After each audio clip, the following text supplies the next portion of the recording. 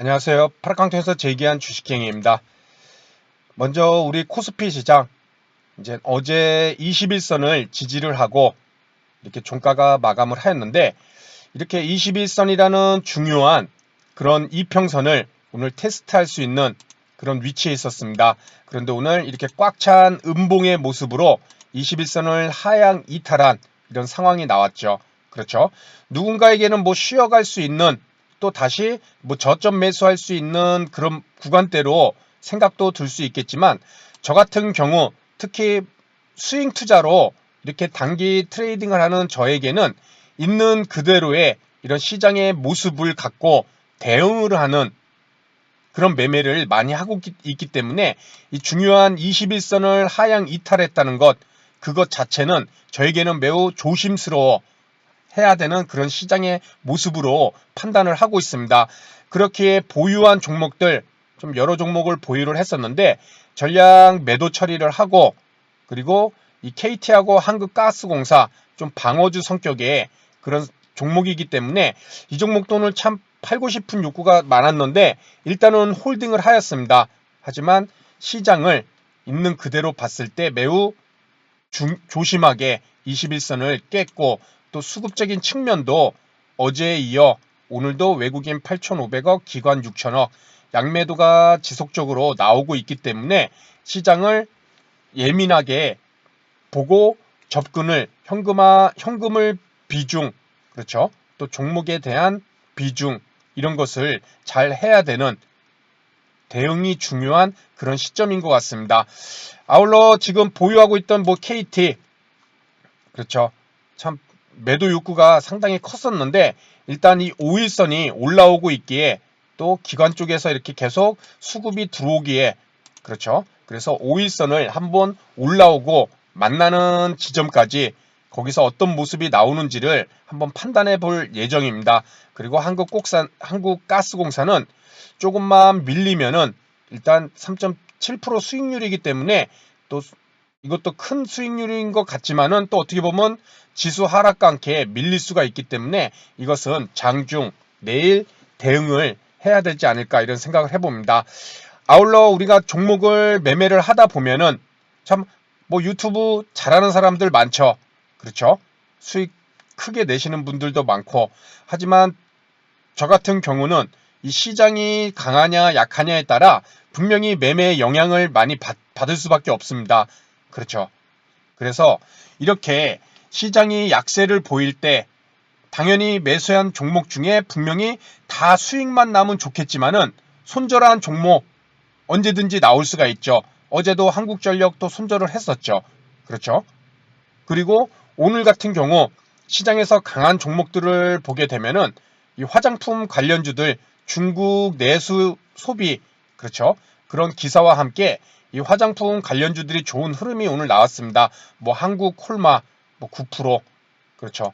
그리고 실제 오늘 같이 살펴볼 종목인 실제 매수했던 이 코스맥스 화장품 뭐 아모레퍼시픽 좋았죠. 3.96 시장이 약세임에도 그리고 중국 내수 또 관련주인 의류 FNF 참 좋은 흐름이 나오고 있습니다.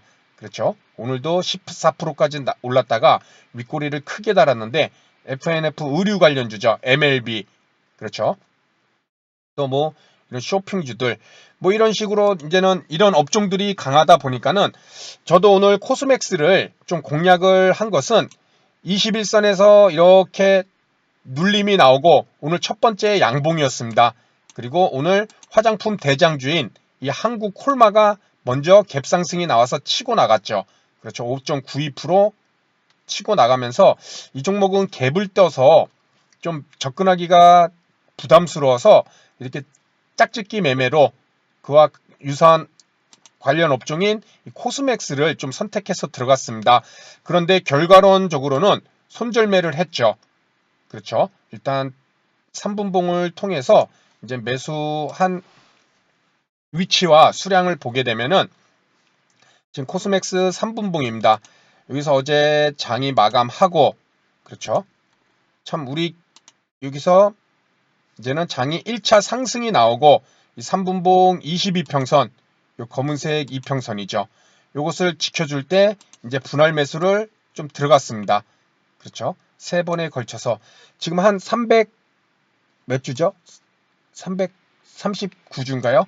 한 3,400만 원 정도 이렇게 매수를 한 것인데, 일단은 이 종목도 이렇게 분할 매수를 들어가고 또 한 번 분할 매수를 들어가고 총 4번에 걸쳐서 이렇게 한 340주 정도, 339주 정도를 매수를 이렇게 모아갔다가, 그렇죠? 아마 여기서 상승 턴을 했으면은 뭐 조금 더 분할 매수를 들어갈 수도 있었을 텐데, 여기서 내 생각과 달리, 그렇죠? 3분봉 22평선을 다 지우고 바로 하향으로 돌려버리죠. 그렇죠? 여기서 이렇게 힘들게 정성스럽게 분할 매수를 했는데 그것을 하향 이탈한다. 그리고 주가지수가 또 약세를 보인다. 그렇죠? 그래서 손절매를 바로 잘라버렸습니다. 매수가는 거의 11만 4천원, 4,500원 이렇게 분할 매수인데 11만 3천원에 이렇게 손절매를 바로 하였습니다. 자, 우리가 종목을 샀을 때 항상 매수를 하고 상승을 하면 당연히 좋겠지만은, 매수를 한 이후에 우리가 내 생각과 달리 움직임이 나온다면은 그것을 떨어지더라도 야 이거 곧 반등하겠지, 곧 반등하겠지 하다 보면은 또 순식간에 뭐 2% 3% 그냥 쭉쭉 빠져버리잖아요. 그렇죠? 그래서 매수를 하고 난 다음에 내가 이 종목을 내 매수가를 침범을 하고 내려왔다. 그랬을 때는 분명히 긴장을 하고 여기서 빠른 판단을 해줘야 됩니다. 지수가 강하면은 이렇게 일시적으로 밀렸다가 반등이 나오는 상승이 나올 수 있지만은, 오늘 지수가 약세를 계속 외국인과 기관의 양매도로 지수가 계속 약세를 나왔기 때문에 장 후반에 다시 한번 크게 반등을 해줄 것이다. 물론 반등도 할 수가 있죠. 하지만 지수가 그렇게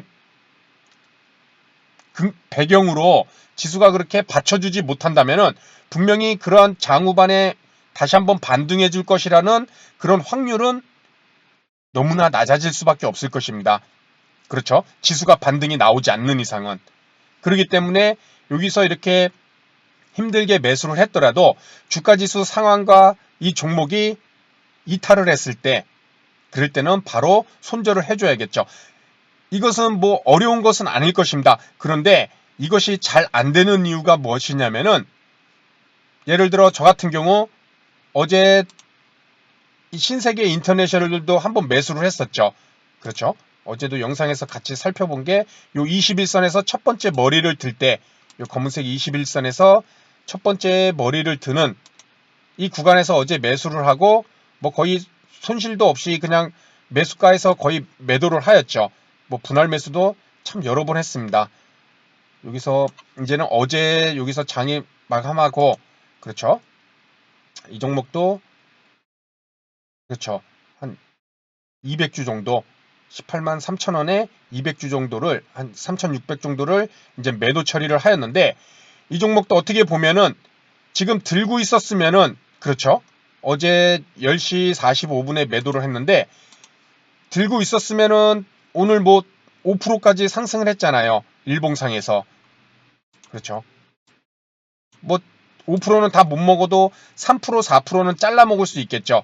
자, 근데 이 얘기를 왜 말씀을 드리냐면, 우리 뇌라는 것이, 기억이라는 것이 참 재밌는 게, 제가 여기서 어제 매도를 하고 주가가 이렇게 빠지면은 참 다행인 거잖아요. 그렇죠? 여기서 잘 매도를 했으니까는 손실이 안 보잖아요. 만약에 빠졌으면은 그냥 한순간만 잘 매도했다, 이렇게 빠졌네, 그리고 금방 잊어버립니다. 그런데 오늘처럼 이렇게 매도 왔는데 다음날 이렇게 막 4% 5%씩 더 그 이상씩 오른다. 그러면 이런 것은 우리 뇌에 많이, 기억에 많이 남습니다. 무슨 얘기냐? 안 팔았으면 오늘 5%까지 올랐으니까 그 수익 얻을 수 있었는데 어제 손실도 아닌 지점에서 왜 팔았을까? 이런 게 머릿속에 남는다는 것이죠. 그렇게 됐을 때 손절매를 어렵게 만드는 이유 중에 하나가, 우리가 손절이 어려운 것 중에 하나가 이런 기억이 계속 누적이 되다 보면은 내가 매수를 해서 팔아야 될 그런 분명한 자리인데도 아니야.